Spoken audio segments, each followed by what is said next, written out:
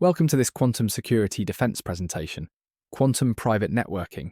Henning is a networking and cybersecurity expert with over 20 years of deep technical and business experience in information technology. He has led complex IT teams, delivering at scale for customers globally at companies like IBM.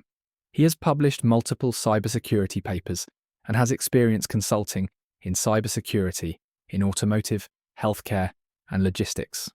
So we have what we call a crypto core or a cryptographic core module is crypto-agile, and it uses in most of our scenarios, we're using hybrid PQC. That means we're having two key exchanges, one with traditional cryptography and one with post-quantum cryptography. And then we're actually mixing keys and encrypting your data with two different crypto systems, one of them being traditional and one of them being the FIPS, usually the FIPS standardized, FIPS 203 standardized protocols. So this is the basis for what I'm going to present to you now. Quantum private networking, let me first define what that really means for or how we define it basically. And this is in general end-to-end encryption with post-quantum cryptography.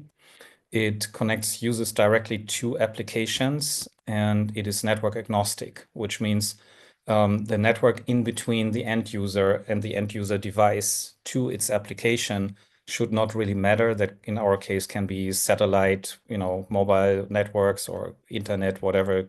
And we are not counting on the security of these networks, but we're really doing end-to-end encryption from user devices.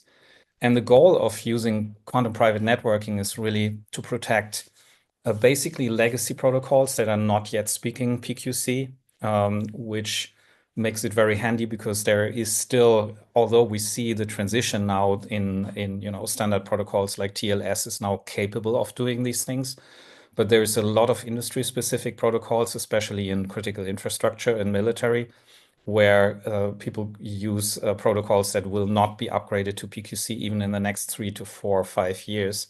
So we're kind of building a shell around that, like a layer of security, and we're the first line of defense for these legacy protocols.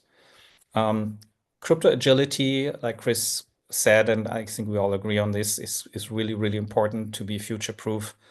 And we found that although we offer typically as the default the FIPS standardized, like MLKEM, there is, especially in the military field, there is a lot of demand for, let's say, custom quantum safe cryptography that does not adhere to the FIPS standard for several reasons, right? So we built in custom cryptography if the customer wants it, and that also counts to crypto agility.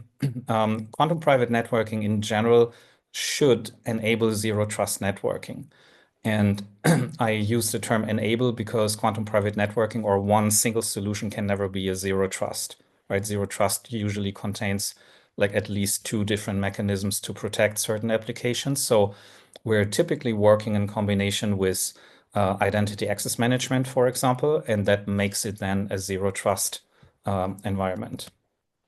Another advantage is that quantum private networking really reduces the attack surface because for two different reasons. So first of all, the protocols that are crossing the internet are not visible to an attacker because we're encrypting them, and an attacker could not even see that someone uses, I don't know, MQTT or HTTPS or something. This is not visible anymore.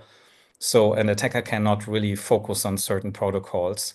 And the second is that we have reduced the open firewall ports basically to the cryptographic protocol, and therefore an attacker could not attack like servers or applications that have flaws in their own software because you're not getting there. You cannot attack a web server because you cannot see the web server from the outside world or from the open internet.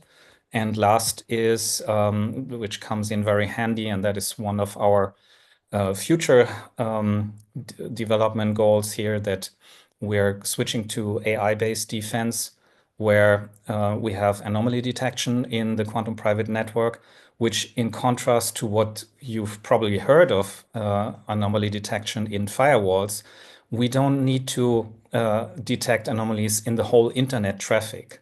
right? But instead, in the quantum private network, we have a very good understanding of which protocols are flowing between which endpoints, which means we just need to listen on, in case of, for example, an endpoint, like a user's laptop or something, would be infiltrated or compromised, and an attacker would try to access the quantum private network. We have a very good understanding that every deviation from using the standard protocols and behaviors is per se an attack, and therefore we're cutting off the connection instead of analyzing stuff, right? So that can be done very nicely and goes very handy in quantum private networking. Watch the full presentation plus over 100 lectures, training and more. Simply search Quantum Security Defense.